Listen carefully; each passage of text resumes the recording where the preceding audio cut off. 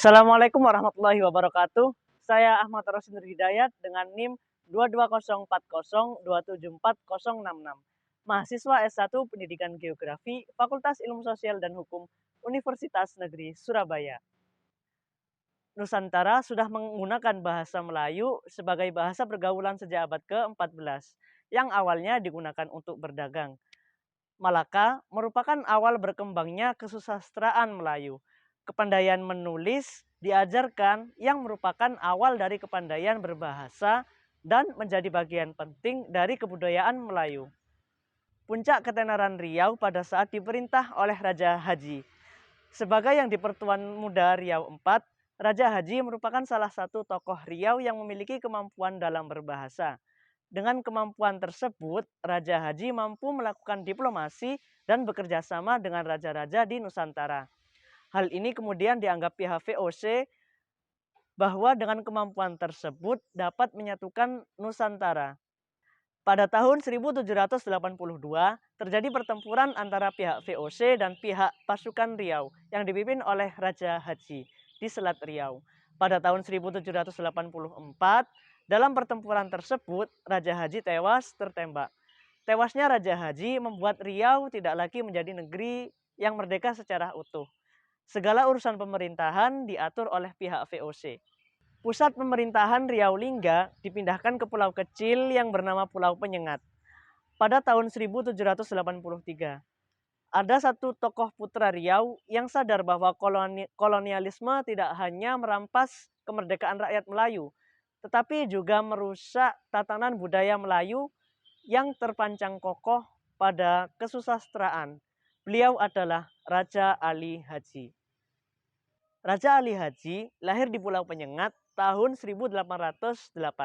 Sebagai seorang anak keturunan bangsawan, Raja Ali Haji mendapatkan pengajaran tentang ilmu pengetahuan yang tidak semua orang dapatkan, dan beliau telah menunjukkan ketertarikannya pada bidang sastra dan bahasa. Raja Ali Haji sering diikutsertakan dalam kegiatan diplomasi oleh ayahnya, yaitu Raja Ahmad di Jakarta. Membuatnya banyak bertemu dengan para petinggi pemerintahan Hindia Belanda yang mahir dalam berbahasa Melayu. Pada tahun 1830, Raja Ali Haji menunaikan ibadah haji di Mekah yang memperdalam ilmu agama dan belajar tasawuf. Di Mekah, Raja Ali Haji menulis karya pertama yang berjudul Gurindam 12 yang berisi tentang kehidupan manusia berdasarkan Al-Quran dan ilmu tasawuf. Raja Ali Haji menulis sebuah karya tata bahasa dan memikirkan tentang pentingnya sebuah percetakan dan perpustakaan sebagai sarana untuk pemerataan bahasa.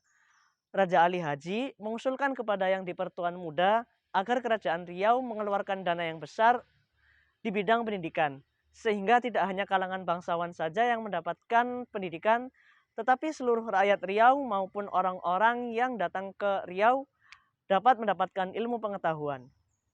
Sampai di akhir hayatnya, Raja Ali Haji telah mengajarkan kepandaian berbahasa ke seluruh rakyat Riau maupun orang yang datang ke Riau, sehingga banyak lahir sastrawan-sastrawan yang melanjutkan perjuangan Raja Ali Haji dalam pemerataan bahasa di seluruh Nusantara. Raja Ali Haji diperkirakan meninggal pada tahun 1873 dan dimakamkan di Pulau Penyengat. Atas sumbangsihnya kepada negara, Raja Ali Haji diangkat menjadi pahlawan nasional melalui keputusan Presiden nomor 89 tahun 2004 sebagai Bapak Bahasa Indonesia. Bahasa Melayu adalah bahasa yang dipakai oleh orang Nusantara dan menjadi akar dari bahasa Indonesia. Bahasa Indonesia digunakan sebagai bahasa persatuan pada saat Sumpah Pemuda 28 Oktober 1928. Untuk sampai kepada pedoman umum ejaan bahasa Indonesia yang sekarang, terjadi perubahan-perubahan ejaan. Perubahan ejaan tersebut diantaranya yang pertama, ejaan Van Ophuijsen diresmikan pada tahun 1901, disusun oleh Van Ophuijsen dan dibantu oleh Engku Nawawi serta Sultan Ibrahim. Yang kedua, ejaan Suwandi diresmikan pada 19 Maret 1947 Berdasarkan surat keputusan Kementerian Pendidikan dan Kebudayaan RI nomor 264 bagian A yang disusun oleh Raden Suwandi. Yang ketiga, ejaan pembaharuan. Pada Kongres Bahasa Indonesia kedua di Medan tahun 1954, Profesor Muhammad Yamin menyarankan agar ejaan Suwandi disempurnakan. Ejaan ini tidak jadi diresmikan dalam undang-undang. Yang keempat adalah ejaan Melindo. Melindo adalah akronim dari Melayu Indonesia disusun pada 1959 atas kerjasama Indonesia dan Persekutuan Tanah Melayu dengan tujuan untuk menyeragamkan keejaan yang digunakan kedua negara. Tetapi gagal diresmikan akibat ketegangan politik antara Indonesia dan Malaysia waktu itu. Selanjutnya, ejaan Lembaga Bahasa dan Kesusastraan merupakan lanjutan dari ejaan Melindo dengan panitia penyusun yang sama yaitu antara Indonesia dan Malaysia pada tahun 1967. Yang keenam, ejaan yang disempurnakan berlaku pada tahun 1972 hingga 2015, mengatur lengkap kaidah penulisan bahasa Indonesia. Dan yang terakhir, ejaan bahasa Indonesia diresmikan berdasarkan Surat Peraturan Menteri Pendidikan dan Kebudayaan nomor 50 tahun 2015 dengan latar belakang ejaan ini adalah karena perkembangan pengetahuan teknologi dan seni sehingga pemakaian bahasa Indonesia semakin meluas. Ejaan ini menyempurnakan terutama dalam hal penambahan diftong, penggunaan huruf kapital, dan cetak tebal. Kedudukan bahasa Indonesia sebagai bahasa kenegaraan, kedudukannya berada di atas bahasa daerah. Bahasa negara digunakan dalam surat menyurat, administrasi, serta acara resmi pemerintahan.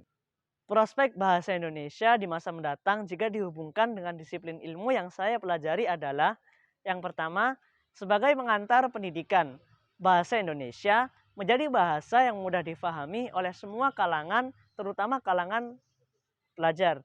Yang kedua, seiring globalisasi, penambahan kosakata bahasa Indonesia sangat bermanfaat khususnya pada ilmu geografi. Dan yang terakhir, bahasa Indonesia menjadi penting sebagai penjelas istilah-istilah asing dalam ilmu geografi. Demikian yang dapat saya sampaikan tentang sejarah dan prospek bahasa Indonesia ke depannya. Sekian, wassalamualaikum warahmatullahi wabarakatuh.